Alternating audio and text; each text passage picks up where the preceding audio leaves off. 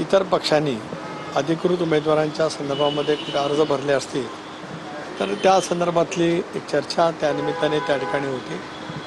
स्वाभाविकपणाने कोकण मतदारसंघामध्ये सुद्धा राष्ट्रवादी काँग्रेस पक्षाला ही जागा मिळत असतानाच जसं मी काल देवेंद्रजींचा उल्लेख केला मुख्यमंत्री म्हणून, शिंदे साहेबांचा केला, तसं चव्हाण साहेबांचे सुद्धा प्रदेश भारतीय जनता पक्षाचे अध्यक्ष म्हणून त्यांचंही त्याच्यामध्ये सहकार्य लाभलेलं होतं.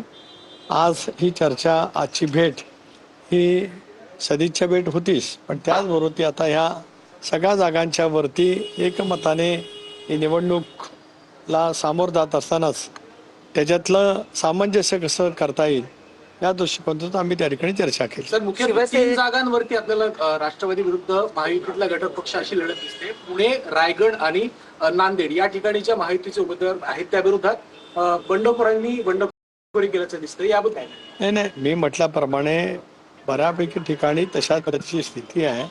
मला विश्वास आहे की ज्या वेळेला ती नेतृत्व या संदर्भामधला निर्णय करेल तो घेतलेलाच आहे.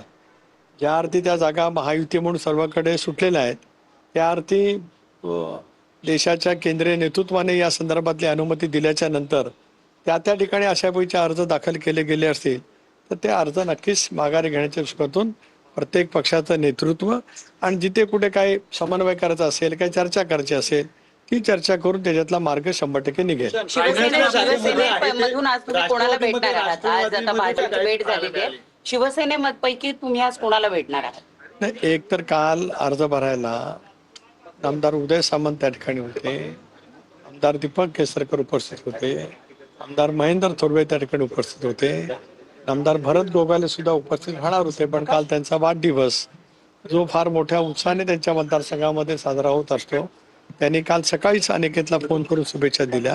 म्हणजे स्वाभाविकच आज सारेजण मंत्रिमंडळाच्या बैठकीच्या निमित्ताने मुंबईमध्ये आम्ही आहोत, त्यामुळे वेगवेगळ्या मतदारसंघाच्या दृष्टिकोनातून सुद्धा आम्ही त्या ठिकाणी चर्चा करणार आहोत.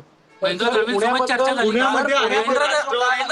मुलगी अजूनही तिचा उमेदवारी अर्ज आहे, त्यांच्याशी काही चर्चा झाली का किंवा शिंदे साहेबांशी काही चर्चा झाली? शिंदे साहेबांची चर्चा अगोदर झालेली होती. काल त्या पद्धतीने उदय सामंत, दीपक केसरकर, मी मगाशी म्हटल्याप्रमाणे सर्व शिवसेनेचे नेते त्या ठिकाणी अर्ज भरायला होते. त्या संदर्भातला मार्ग हा निश्चितपणे त्या ठिकाणी निघेल. केवळ तेवढ्यापुरतं सीमित नाही तर 17ही जागांच्या वरती महायुतीचे उमेदवार एकच कसे राहू शकतील या दृष्टिकोनातूनच आज उद्या परवापर्यंत प्रयत्न होतील आणि त्याच्यात आम्हाला निश्चितपणे यश मिळेल. धन्यवाद.